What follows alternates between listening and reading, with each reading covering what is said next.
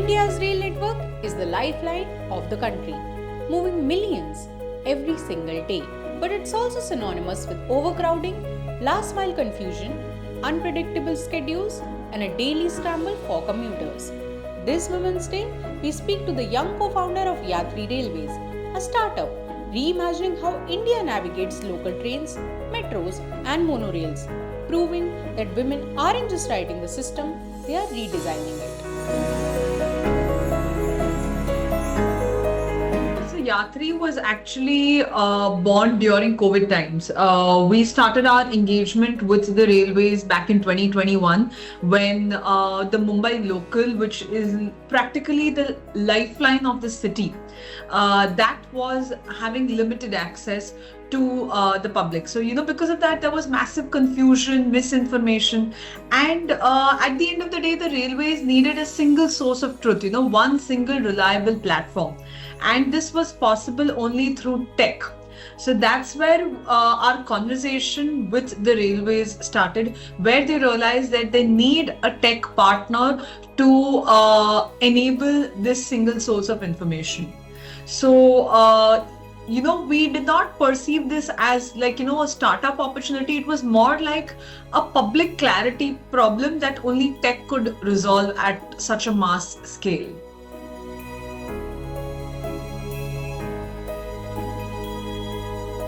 My biggest fear was the dependency on this application. This is almost like a practical zero margin for error application that we had to deliver.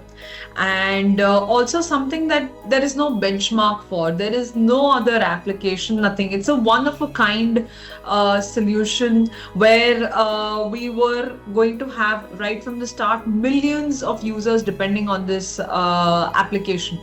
So that is why this was our biggest fear, the failure, the fear of failure and the scale at which, the fear could go up to. So that was my biggest fear. But thanks to my family and my peers, they were very supportive. Any startup requires discipline. And that's exactly what they were supporting. I was trying to ensure that we're delivering discipline to make sure that we have a reliable application. And that's exactly what my family supported me for.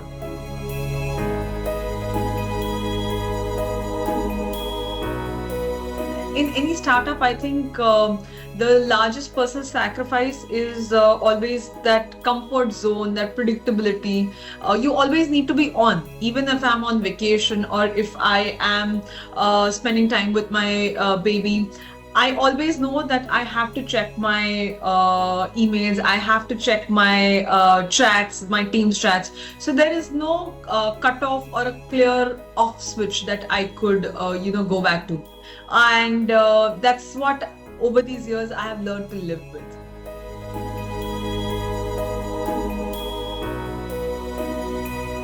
So sometimes I do feel that women founders may be taken a little less seriously in the domain that we are operating. Not everywhere, I would say specifically on this domain, only because it's been traditionally male-dominated sector. Especially when it comes to mobility plus tech, it's the numbers and the demographics show that it is traditionally male dominated. So yes, sometimes there is a bit of a steeper ladder to climb as a woman founder. But one thing that helped me go through this, overcome this challenge is being prepared, having clarity in what we are trying to present, what we're trying to speak, and most importantly, data. When we are presenting data, when we are presenting numbers, this neutralizes the bias very quickly.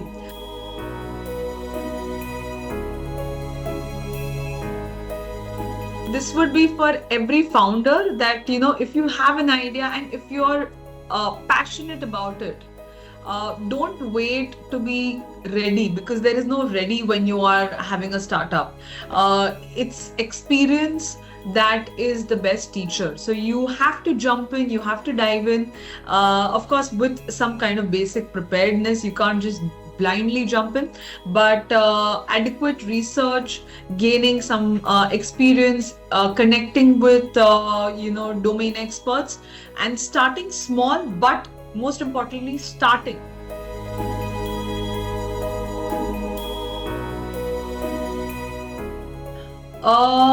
Maybe it's an assumption by a lot of people that women are not very risk taking.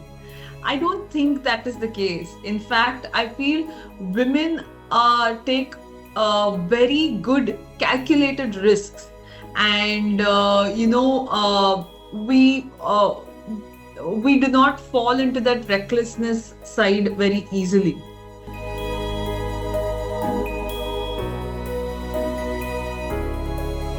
I resonate personally a lot with the interviews what I've seen of Indra Nui. She is very clear with her communication, her ability to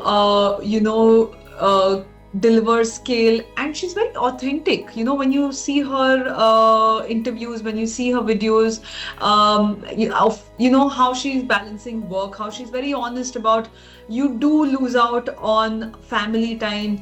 Sometimes how she's shared her experiences, how she's not been able to spend enough time with the children because of work pressure being higher.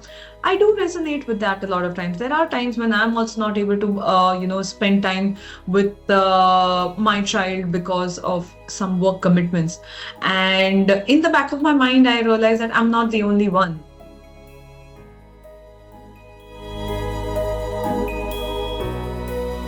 We want to grow big, we want to grow big and fast. So that's where we want to see Yatri as India's most trusted digital mobility platform. And we really emphasize on the word trusted, because we don't want to be that kind of app, where one day it's working, one day it's glitching.